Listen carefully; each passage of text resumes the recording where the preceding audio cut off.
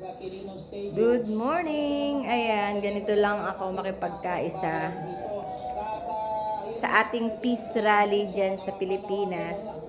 Hinihintay kong mag alas 4 kasi inaabangan ko rin po yung magiging programa dyan sa Quirino Grandstand para sa ating peace rally.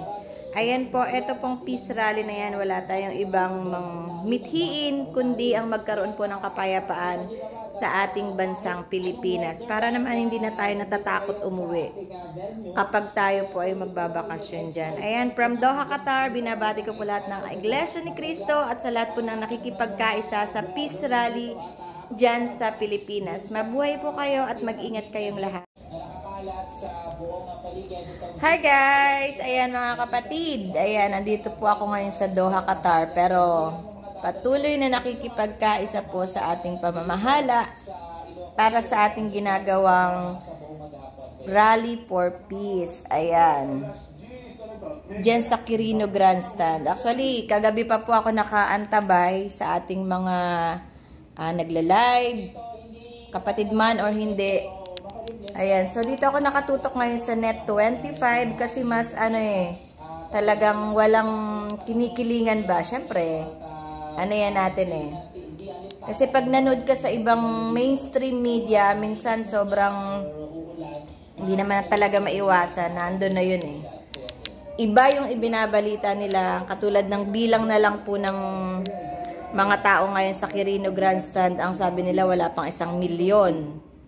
Pero alam naman natin na milyon-milyon na po yung dumadagsa ngayon doon sa Quirino Grandstand. Kaya eto, patuloy po kaming nakikipagkaisa. Actually, ang peace rally na yan ay hindi po yan para kampihan lang ang isa, si BBM or si Sara.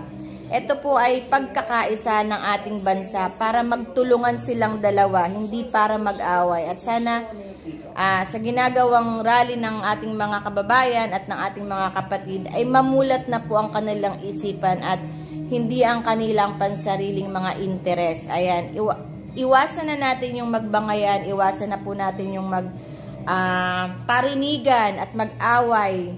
Kasi ang gulo na po ng mundo, marami ng mga nangyayaring hindi talaga karapat-dapat.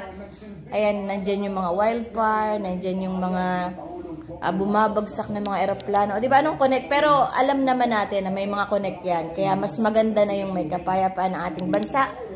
Huwag na tayong makisali sa kaguluhan ng mundo. Ayan, na kaya-kaya naman natin gawin yan, mga kababayan at mga kapatid.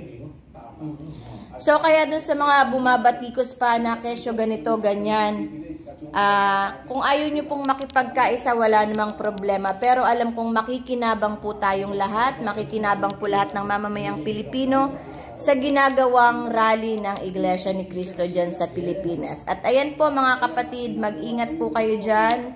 Alam ko namang hindi pababayaan ng Diyos na maging masama ang panahon. At kitang-kita naman po yung ganda ng panahon ngayon dyan sa Pilipinas. Ayan, ganito lang po ang magagawa kong pagsuporta at pakikipagkaisa sa ating rally.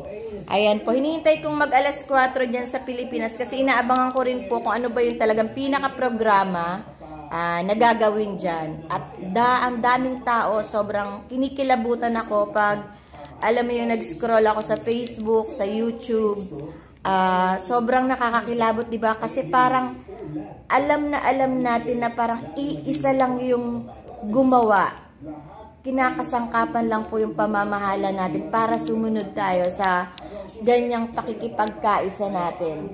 Kitang-kita nyo po yung kapayapaan, yung mga tao, wala kang makikitang mga sumisigaw ng away, ng gulo. Andyan po lahat ng mga kapatid para makipagkaisa po sa kapayapaan dyan sa Pilipinas.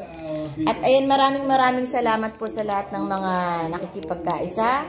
Ganon din po yung mga nasa ibang bansa, mga nasa iba't ibang panig ng mundo, hindi man kami makarating dyan.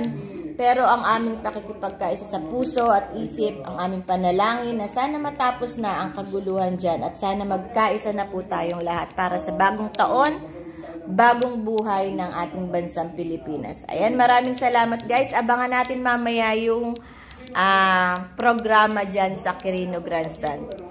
Bye! Malamig dito guys, kaya naka-jacket ako. At kakagising ko lang, kanina pa po ako nakaabang dyan sa Net 25. Thank you!